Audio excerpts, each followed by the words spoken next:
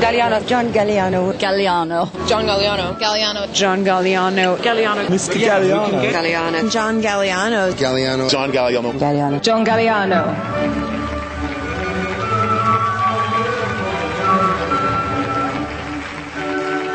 Thank you, ladies and gentlemen. I hope you'll bear with me.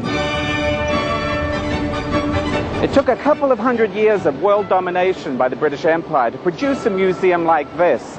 The romance of history lives within the walls of the Victoria and Albert Museum in London. It might have been 20 years ago that John Galliano first walked through these doors as a fashion student in search of inspiration for his designs. So in a sense, he was already walking into history. But even he, with all his vision and self-belief, could have had little idea that 2 decades later he'd be as world famous as any of his fashion idols. In a career that is a testament to the irresistible allure of beauty, John Galliano has proved over and over again how much more there is to fashion than mere clothes.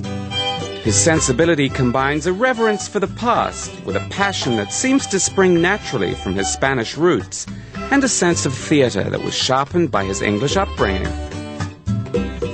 I was born in Gibraltar, and I lived there till I was 6. So that whole Latin thing was, I think, one of the biggest influences on me. The colour, the light. Also, the frontiers were closed, so to go to school, if I went to Spain, I'd have to go via Tangier, so you can imagine what an adventure that was for a kid. Do you think it was rather cruel then that you ended up in England? You'd had this very sort of colourful, rich childhood, and you ended up in an environment that didn't really understand that at all. I didn't think it was cruel at the time. I think part of it was quite exciting, this adventure going with your mother and your sisters to London. It was quite exciting. But yeah, I mean, the difference, just the light, it was very grey.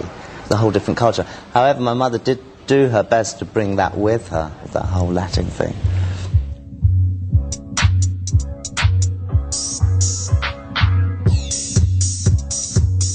Initially, young Galliano's interests were a far cry away from beautifully constructed clothes. I wasn't into fashion when I was young at all.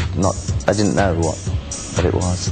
My love of design came through fashion illustration. That's really where I fell in love with and discovered design. So I applied for a 1-year foundation course at St. Martin's, and that was great because you tried a bit of everything, painting, sculpture, film. It's like you had to kind of loosen up and really decide what you wanted to do in the next 3 or 4 years. I opted for the 4-year.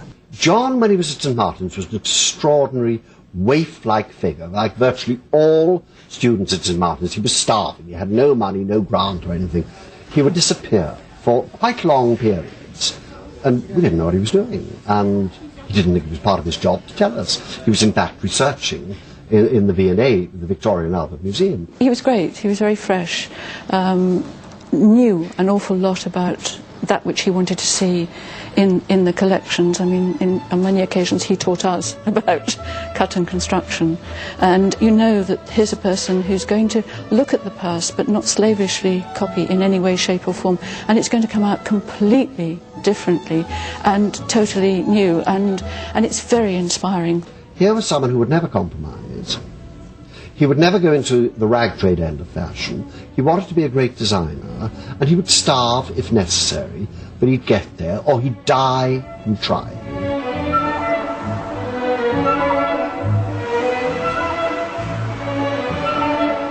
Besides studying, John also had a part-time job in theatre to make ends meet. It's a whole world under there. It's quite fab. Hearing what's going on, and then a trapdoor opens, and you got to do your moments of work, and it's great. It's really exciting. Are they points that kind of rolled on into the way you approach your own fashion later on? Yeah. It did appear in my work. I felt it was valid, it was rich, it was a backdrop. It brought another dimension to the clothes. The trends of the times and his experience of the theatre exploded in John's first sensationally acclaimed collection. At that time, when I graduated and I was inspired by Les Merveilleuses and Les Incroyables, there was models like Leslie Weiner bleaching the hair. It was very garçon. The whole thing was a very kind of masculine look. Armani was putting women in men's suits. That's the vibe that was going on. And out came these kind of revolutionary figures, boys and girls dressed, they could wear each other's clothes, coats that could be worn upside down, inside out, skirts on boys. It made a bit of a statement at that time. This kind of set the pace, didn't it, for a while for you, that you had this incredible profile, but you were absolutely broke. Oh, yeah. That went on for... Till yesterday.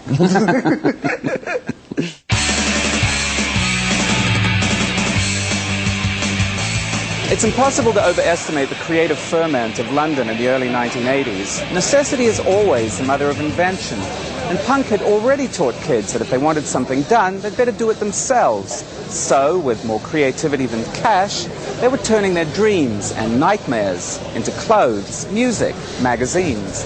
Life was one long, swell party.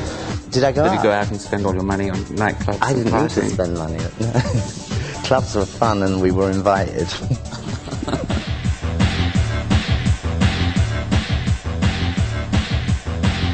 Was a punk sensibility at all important to what you were doing?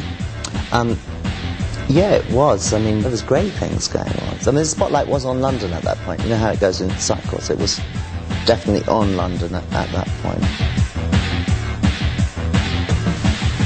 London's reputation for the wild, the wacky and the decadent derailed a number of promising careers. It quickly became obvious that mere creativity wasn't enough. A bigger picture was needed. When I first interviewed John Galliano 10 years ago, it was clear that he was wrestling with these realities, but it was equally clear that his vision was already pretty intact. This sort of anatomically inspired knitwear. I'm very interested. Is showing in Paris part of marketing yourself to the world? After that whole scene of London, the sort of spotlight went off it, and suddenly I realised I really enjoyed what I was doing, and I wanted to be international. It was a commercial decision to show in Paris, so it just made logical sense to go and show there. Once upon a time, it was considered an all but essential part of the creative process that artists starved for their art. It's a romantic notion for sure, but that only makes it perfectly appropriate for John Galliano. His move to Paris signaled the start of a very trying time in his life, when he was entirely dependent on the generosity of others. I definitely decided to get really serious. So it was a real adventure. I mean, we came here with like 10 francs in our pocket. And I had a friend who worked here, Faisal Amour, and he said, yeah, you're doing the right thing, come over, you can camp in my studio until you find your feet, kind of thing, you know. So I worked within his structure, and then it was like one house with two heads. Something had to go. So I did. Then at that point I was really kind of on my own in Paris. A buzz swelled around Galliano and his right-hand man, Stephen Robinson, and left-hand woman, Amanda Harlick, as they were putting on their original shows in Paris. There were important eyes watching their progress. Around 10:30 at night, I went up into the workspace that they had been given. It was a garret. It was just, you know, a little hot plate. They were warming up beans from a can. Old McDonald's, you know, Big Macs were dried up on the side. And there on this stock man was a toile for one of those big crinoline dresses. And I didn't even see it as a finished garment. It was just the beginnings of the toile and the fabric next to it. And I just knew that this was going to be a very important moment in fashion. Was there at that point a feeling that something was coming? There was a momentum and something had to give? Yeah, there was a feeling that something was coming, and there was a lot of interest in Galliano, because these fantastic ladies were coming to order Galliano frocks we had never heard of before.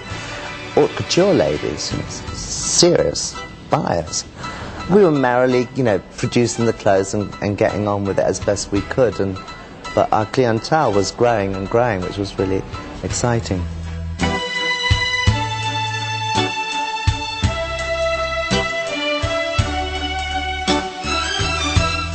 Paris brought a new level of professionalism to Galliano's craft, but in return he brought a new kind of excitement to the city. The French were